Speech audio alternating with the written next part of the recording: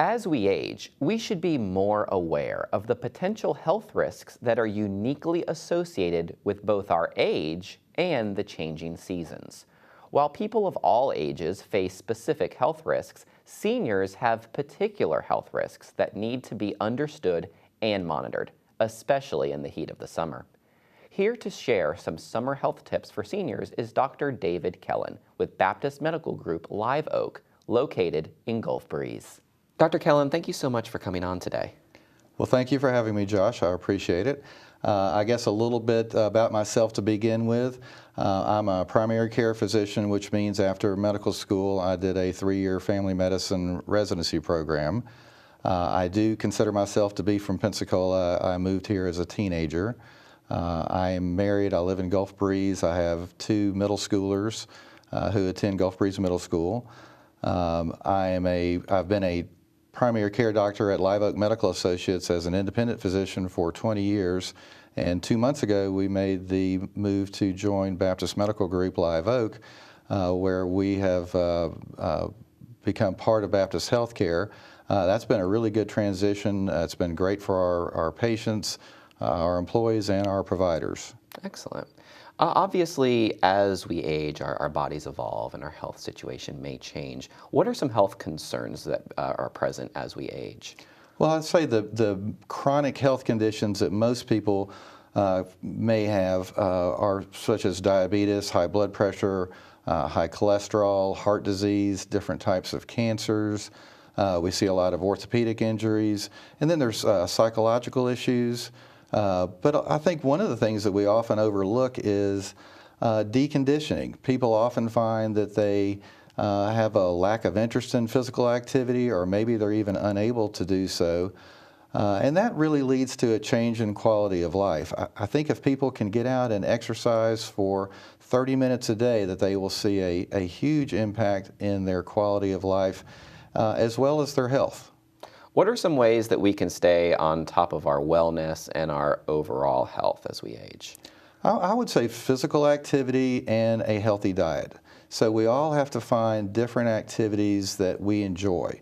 So whatever somebody enjoys, that's what they should do.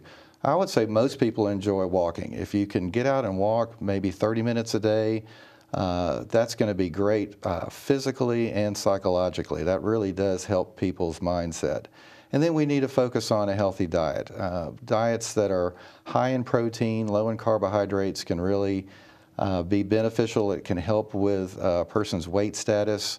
When we eat a diet that's high in carbohydrates, which is so common these days, it really drives our insulin levels up.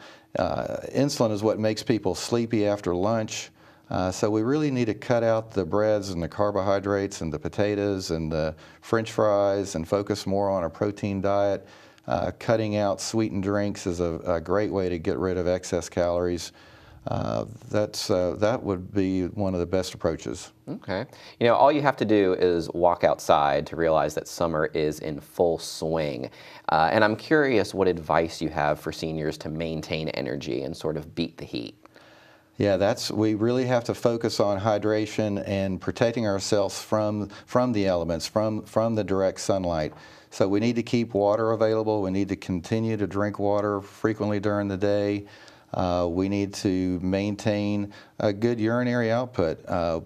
People should visit the restroom a couple of times a day. So if people don't have a full bladder a couple of times a day, especially during the summer heat, they're not drinking enough. So you need to focus on hydration, focus on a full bladder a couple of times a day.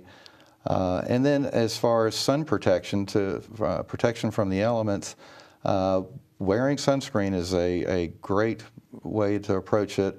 I recommend people do what I call seeking shade, and that's where you try to not stand in the direct sunlight. Typically, if we find ourselves outside and we're going to be outside for a while, we can move behind a tree and get out of the direct sunlight for a few minutes. We can stand behind the edge of a building. There are lots of different ways to avoid just standing in direct sunlight, but we definitely need to wear sunscreen and avoid the elements, and that can help with dehydration as well as sunburn.